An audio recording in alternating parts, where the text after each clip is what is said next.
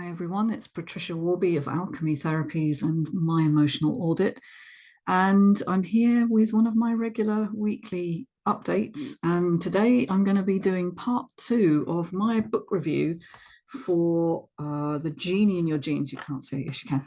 The Genie in Your Genes by Dawson Church.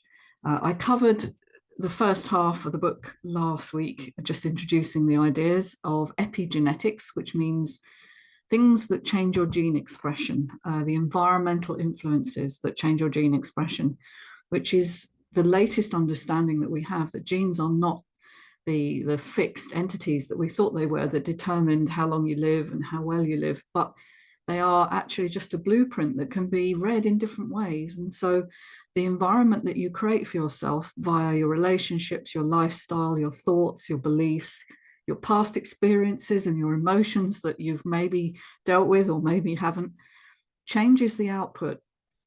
And so the gene is almost the malleable interface. It's not the fixed determinant of your life. And so that's the power of understanding epigenetics. And Dawson's book was one of the first to really detail this in a way that was understandable to the lay public and also well researched, with concrete examples. And so it's a fabulous book to start with, even though it's 15 years old. It has had a reprint, I believe, with an update. So it's still available and still a really brilliant book. And I would say one of the classics of the genre. So in the first half of the book, we talked about the basic understanding of epigenetics. So I won't go over that. You can refer to the previous video for that. But in the latter part, he's talking more about energetic exchange within cellular structures. So he's talking about electromagnetic energy as a powerful force that changes the way we operate. We certainly, when I went through my biochemistry training 20 odd years ago, no, probably more than that, we believed that chemistry would solve everything, and that understanding the molecules and how they interacted and receptors and things like that, it was all sort of billiard balls bouncing into each other, that very materialist frame. But what we found is that actually explaining the way the body works in that way doesn't give us any explanation for how fast things happen, how we can instantaneously almost change our functioning. We can move rapidly to accommodate changes in direction, because chemical changes happen at about a centimeter per second. So that's how they're not very fast at all. Electromagnetic energy, however, and we have biophotons in our bodies, which help us to function. They transmit energy.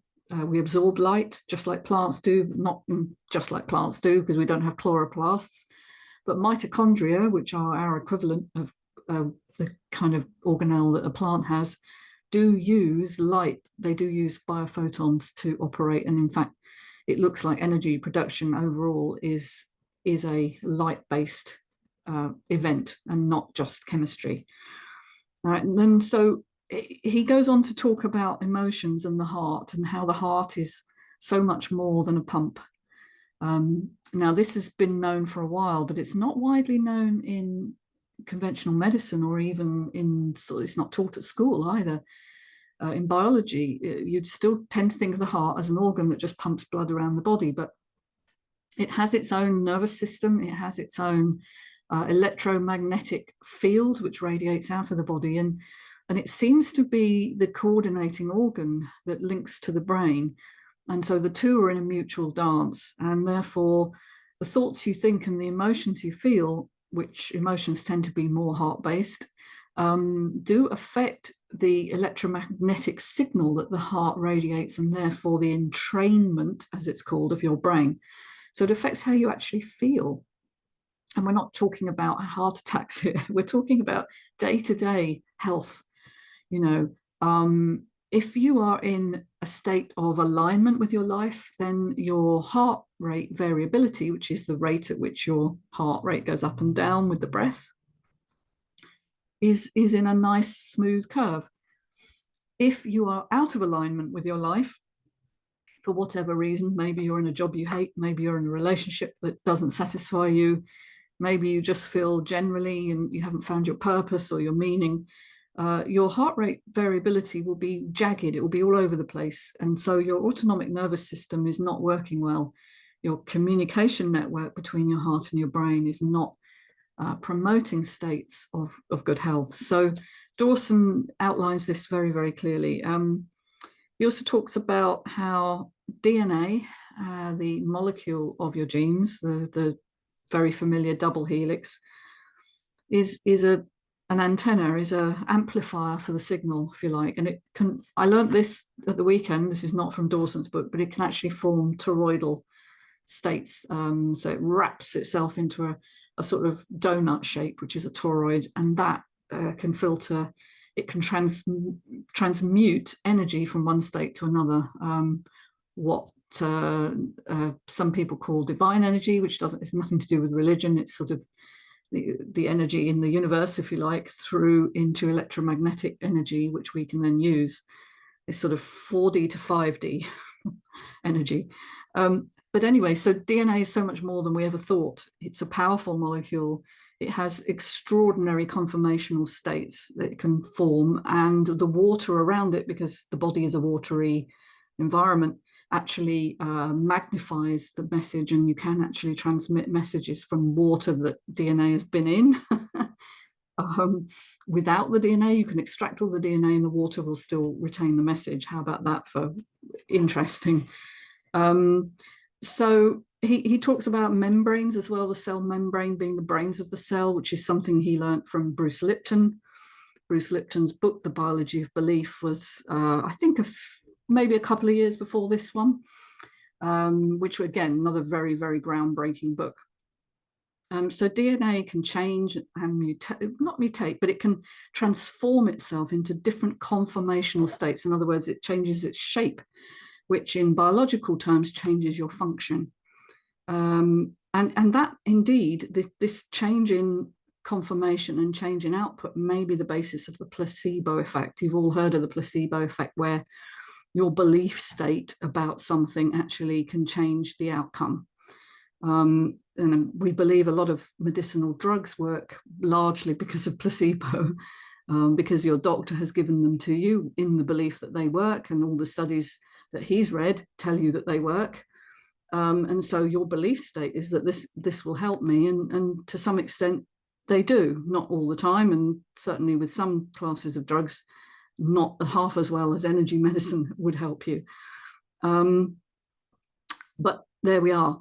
So he then goes into a bit of the quantum field, string theory, how quantum states, which is a whole, the way things work at the submolecular level, the subatomic level, actually, the way very, very small things operate is very different to how we perceive things in the macro world.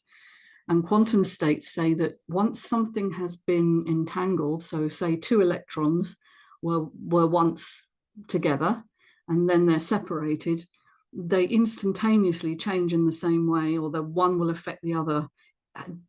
It doesn't matter how far apart they are in space. And certainly it happens seemingly instantaneously without any time having to elapse. So that's the weirdness of the quantum world, is that things can change instantaneously. Now that gives you an idea, doesn't it, for how distant healing, remote healing, or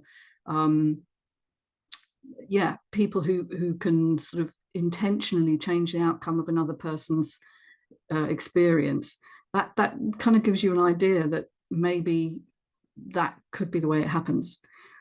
We are in an entangled universe, he says, and yes, I believe we are. And physicists have designed experiments to prove that this instantaneous effect happens throughout. But up till very recently, we didn't think the human body, I don't know why, we didn't think the human body could work in that way, because we sort of saw ourselves as separate and isolated from the rest of nature, but of course we're not. I think the theory was that it was too warm and wet for quantum states to exist, but of course that's just not true.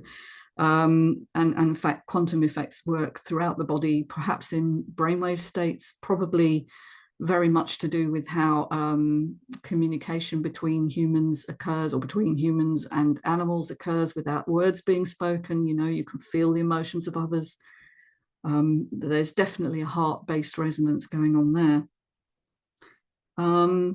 So it's a very interesting effect that may even operate at the level of our conscious awareness. So things like mirror neurons, or the parts of our brain that pick up the emotional states of other people, could be operating in a quantum way, rather than, because there's no explanation for that other than there's got to be some electromagnetic interchange, because there's no physical contact between you and another person in this case.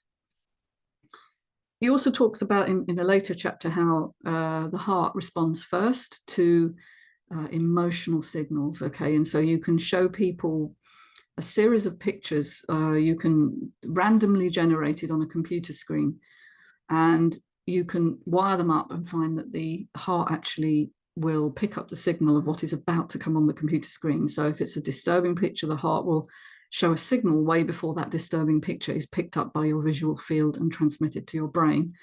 And equally, if it's a cuddly kitten picture, you know, a feeling of goodness and, you know, calm is also transmitted way before. And it seems like the brain has this peculiar feature where it has a sort of half-second delay between initiating some, say, motor movement and becoming aware that it's done the motor movement. But it works backwards in time to convince itself that it knew all along that it was going to make the motor movement. And so there's that other potential quantum effect of time being backwards as well as forwards. So that's an extraordinary thing. Non-local perception.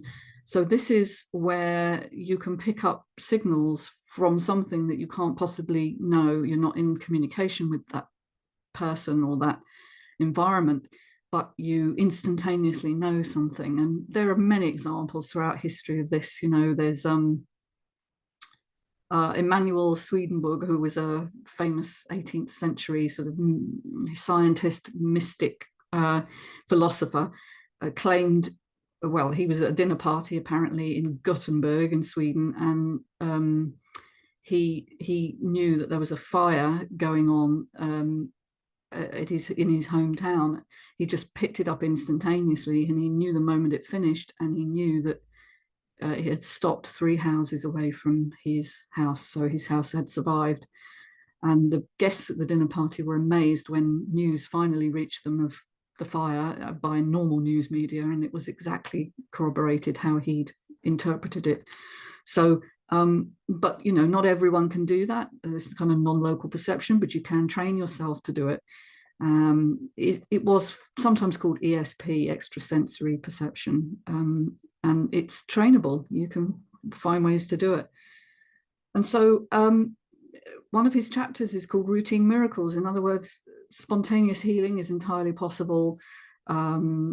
Miracles do happen. They're common. They're not common because I think most people are in the mirage of their own perception. They're in the perception of, I'm going to die now. I'm ill. You know, there's nothing that can be done, because we are taught from the moment we arrive in this world that we are powerless pretty much, and that we are determined by others, and we're not trained in these extrasensory and mind-body perceptions, which if we taught our children, they might have more ability to change the course of their lives and help themselves heal when illness inevitably does strike. You can't avoid illness, but to bolster your own healing potential before things get worse.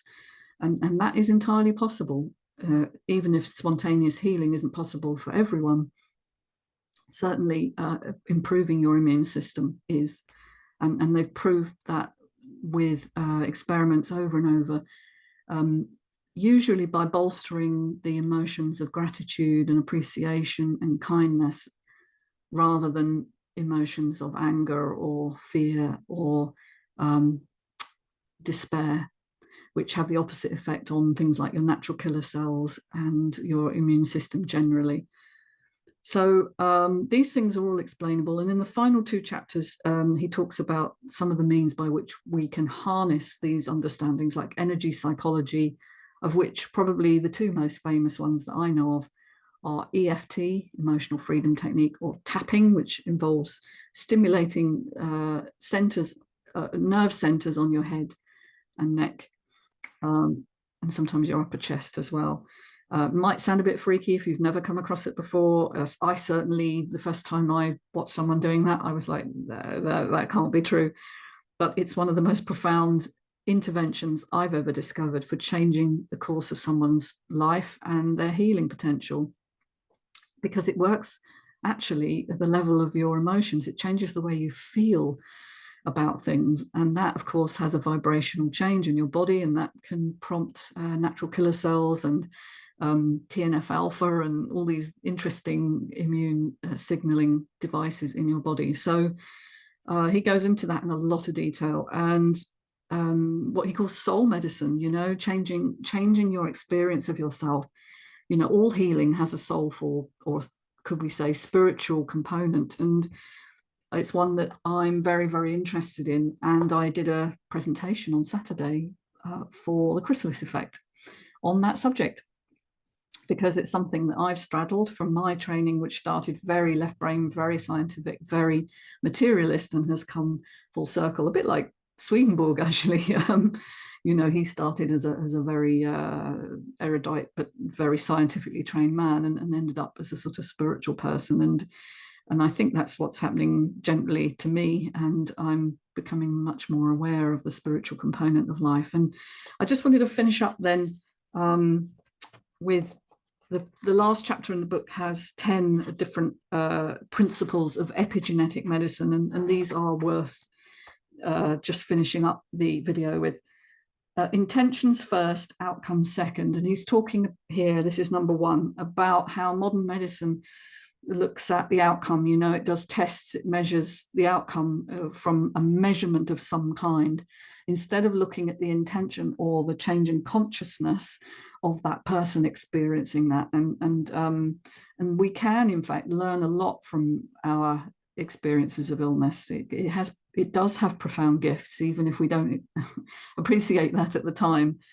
It may be about letting go of something that we're holding on to, or changing something in our lives that isn't working for us, but we're too blind to that, we're not seeing it. So it's looking at this quantum field of intention. Number two is healing is a process, not an event. Now, this is so key.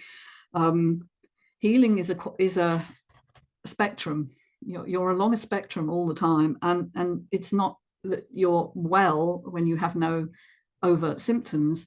It's that you're always moving along or back a spectrum, depending on what's going on in your life. And usually when people enact a healing response, there's a turning point in their lives, and it could be their awareness of their own vulnerability. It could be that they make a connection that they never had.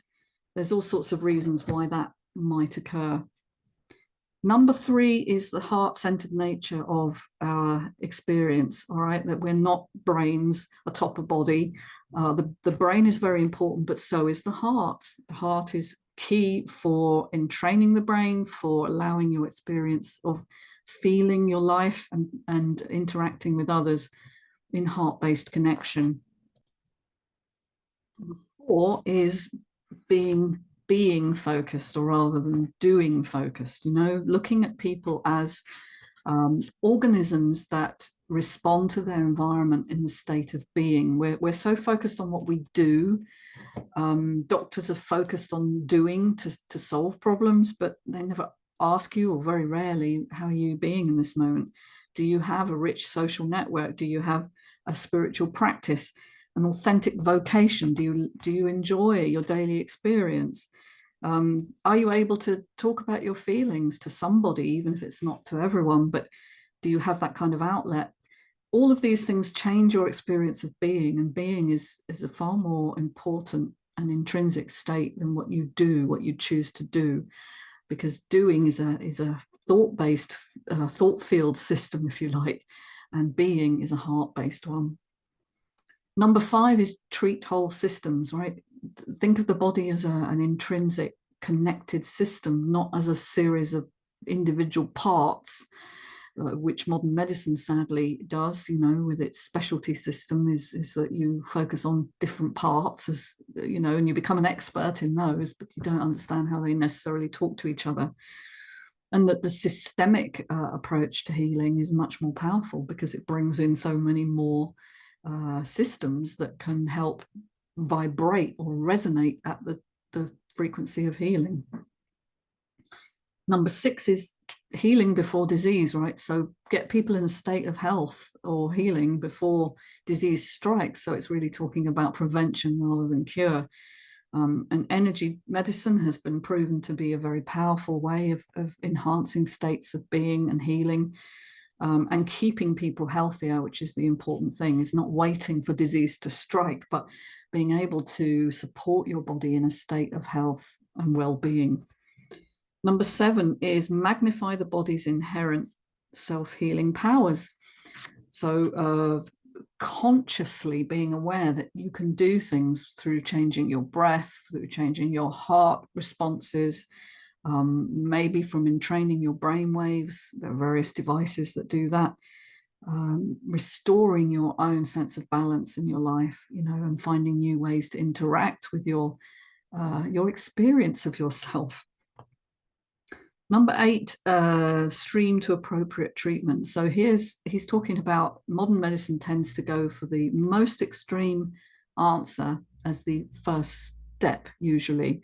So, you go in with, let's say you've got heart palpitations. You will be sent for very intensive scans to rule out really serious heart failure or heart disease, where it's probably a better approach is to treat, at a organic state of being, what's going on in your life at the moment.